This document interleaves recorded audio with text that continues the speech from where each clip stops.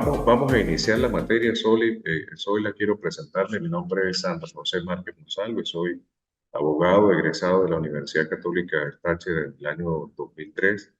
He hecho especialización en Derecho Penal, en Procesal Penal y actualmente curso una especialización en Derecho Humano. Y la universidad me ha acreditado esta materia que para mí resulta muy importante porque a fin de cuentas lo que significa la pena, la materia, la ciencia social de penología, pues lo que busca estudiar es la pena y la consecuencia de esta.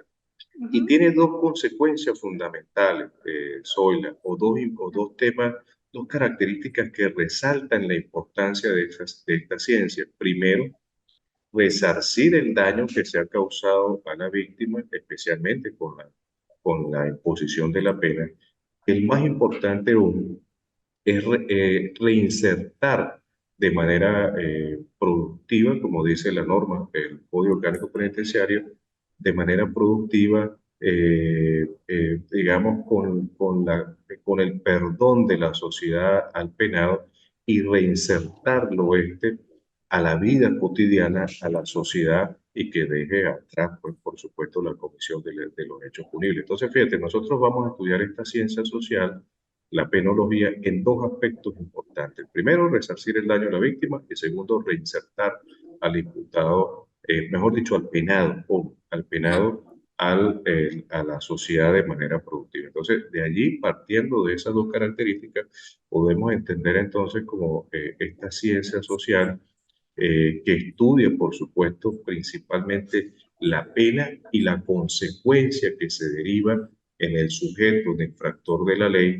sobre su castigo, la redención de la pena, el cumplimiento de la pena, que se le hace un seguimiento en la actualidad en Venezuela, por supuesto, a través de un grupo multidisciplinario. En Venezuela, Zoila, lo debe saber, por supuesto, existe un grupo multidisciplinario llamado así en el Código Orgánico Penitenciario, que es la Unidad Técnica de Servicio del Sistema Penitenciario.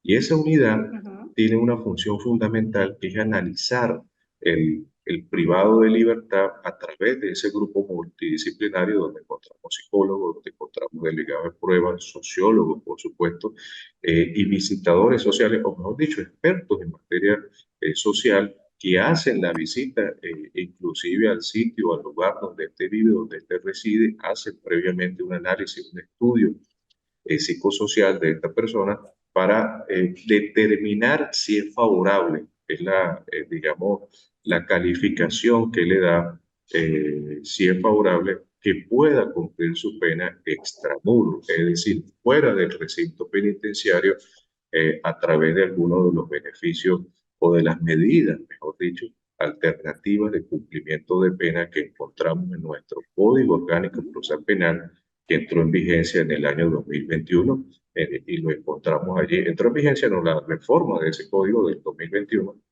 y lo encontramos a partir del artículo 470 de nuestro Código Orgánico Procesal Penal y siguiente, el libro quinto, artículo 470 del Código Orgánico Procesal Penal.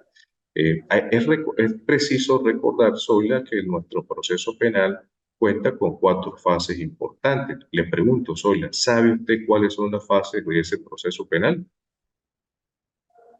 Este, ya, pues, a veces se me olvida. No se preocupe. Sí, Mira, en lo académico nosotros podemos equivocarnos porque podemos corregirlo. En la práctica no. Oye, exacto, ajá, sí, sí, sí. ajá, te escucho, Yo Sol. sé que está, ajá, ya va, ya va. Sé que está la intermedia, Ajá. este, ay, se me olvida, profe, No me se olvidó. preocupe. Una fase de juicio, ¿cuál otra? Ajá. Y ya la fase de ejecución. Muy bien. Esa fase de ejecución, la fase de inicio, por supuesto, sobre la fase intermedia, que es la audiencia preliminar, la fase de Ajá, investigación, la fase preparatoria es la primera fase del proceso ajá, penal la venezolano. preparatoria. La fase es la primera, o la fase incipiente del proceso penal venezolano, que se inicia principalmente con la imputación material y luego con la imputación formal. Recordemos que la imputación material ocurre cuando hay un señalamiento al sujeto sobre la comisión de un hecho punible, luego de que la Fiscalía ha iniciado una investigación y recabado elementos suficientes de interés criminalístico, pues va a establecer que efectivamente pues, es merecedor de la imputación de un hecho punible. Esa titularidad es única y exclusivamente del Ministerio Público, ejercer la acción penal. Sin embargo, por vía de excepción, cuando se trate de delitos de instancia de parte agraviada, como los delitos de difamación, injuria, usted debe presentar una acusación privada ante el Tribunal de Juicio que corresponde. Entonces, es importante desde ahora conocer que el proceso penal venezolano cuenta de cuatro fases, como usted nos lo explicó, sobre la fase preparatoria, la fase intermedia, que es la audiencia preliminar como tal, luego la fase de juicio y la que nos concierne a nosotros en esta materia es la fase de ejecución de la pena. Pero esa fase de ejecución de pena, nosotros modernamente, por decirlo o de manera contemporánea, como lo refiere nuestro Código Orgánico Procesal Penal, ha ido con el tiempo evolucionando, Zoila. En Venezuela la pena máxima no supera los 30 años, en 30 otros años. países, por supuesto, inclusive Estados Unidos, pues tiene allí la pena de muerte para ciertos delitos. Bolivia tiene penas que pueden llegar inclusive hasta 50 años. Igual Colombia puede tener penas para ciertos delitos como abusos sexuales, en especial a niños y niñas, penas que oscilan entre los 50, 45, 50 años. Pero, ¿qué significa esto? Fíjate, a través de la evolución y el desarrollo de la humanidad, una de las principales cosas o aspectos de la sociedad que ha preocupado a los que gobiernan, a los que dirigen las sociedades, recordemos que en las sociedades iniciales, pues, era el de mayor edad, el de mayor experiencia, el mejor cazador inclusive, era el que dirigía nuestra sociedad. Y habían castigos, Zoila, que infringía un gran dolor físico, corporal, a aquel que había infringido la ley.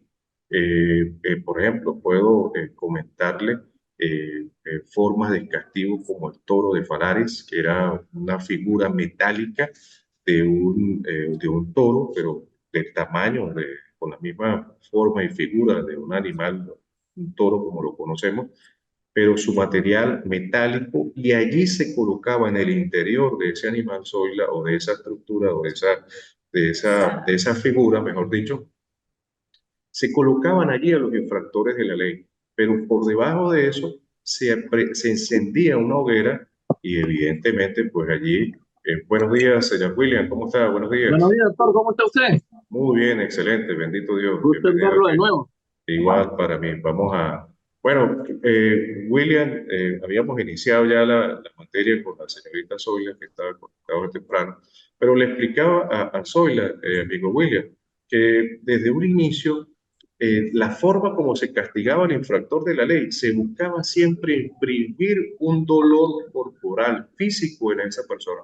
Le comentaba el ejemplo del toro de Palaris, que era una figura de metal que representaba este animal toro, y debajo, dentro, en el interior de ese animal o de esa figura, se colocaban a las personas, los sujetos, los que infringían la ley, y debajo de ellos se encendía una hoguera, un fuego allí que terminaba colando, volviendo líquido a las personas que allí se colocaban. La crucifixión, evidentemente, también era una de las formas de castigar, de infligir dolor, entre otras formas como el escafismo o el empalamiento. Quiero traer a colación estos cuatro ejemplos que la sociedad pues ha buscado, ¿no? Ha buscado manera de controlar al infractor de la ley para principalmente persuadir a aquellas personas que de alguna u otra manera pues vienen siendo observadores, testigos de esto, pues eviten la comisión de hechos punibles. Hay un ejemplo también de las legislaciones, como han evolucionado en el tema de cómo debe aplicarse el castigo, ¿no? En Alemania se generó en la década de los nazis, un jurista alemán eh, Burjovsky. Él hablaba del derecho penal del enemigo. ¿Qué significaba esto? Que por la sola percepción que se tenga del individuo, la apreciación de que este sujeto vaya en el futuro a cometer un delito era apresado y puesto en libertad. En Venezuela, yo estoy seguro que William, por su edad y su trabajo, Zoila a lo mejor lo haya escuchado, eh, existía una ley de vagos y maleantes. ¿Recuerdan esa ley? Zoila, ¿escuchó usted hablar de esa ley? No le voy a preguntar la edad, Zoila, porque sería una falta de respeto. ¿Ha escuchado usted hablar sobre esta ley de vagos y maleantes? Les comentaba que esta ley que entró en vigencia en la década, el siglo pasado, perdón, en la década de los 60, 70, permitía al funcionario policial que percibía a este sujeto, a cualquier sujeto que carecía de un oficio conocido, privarlo de su libertad de manera administrativa durante un tiempo inclusive de 5 años, sin someterlo a un proceso judicial, solamente con la percepción del funcionario policial de que se trataba de una persona que no tenía oficio conocido, que era conocido como un vago, como un maleante, y permitía al funcionario policial. Perdón, esta Mire, ley, fíjate, profesor. señor. Disculpe, por lo menos con esa ley, ahí jugaba un factor muy importante o un papel importante lo que se denominaba para ese tiempo el prefecto de municipio. Sí, sí, pero el prefecto en aquel momento tenía la facultad de instruir esa situación, pero realmente era los ojos y la percepción del funcionario policial que llevaba al prefecto que instruía esas causas y le decía, mire, este señor no tiene un oficio Sí, pero, conocido. o sea, pero por medio de la prefectura, el funcionario policial, y era lo Ujú. que se hacía antes, lo que se denominaba aquellas redadas. ¿Se acuerdan, profesor? Ajá, Esas sí, redadas. señor, claro. El funcionario, para quitarse el problema de encima de los fines de semana, recorría los sectores y agarraba, como digamos, utilicemos ese término, que no debe ser así, Ajá. detenía preventivamente a los posibles infractores o los que estaban todo el tiempo infringiendo la ley. Y eso se iba acumulando. Bueno, Y pero llegaba un momento en fíjate que lo que usted dice ahí. A los posibles infractores, a los que usted, o mejor dicho, el funcionario, tenía la convicción de que podían llegar a la comisión de un hecho punible.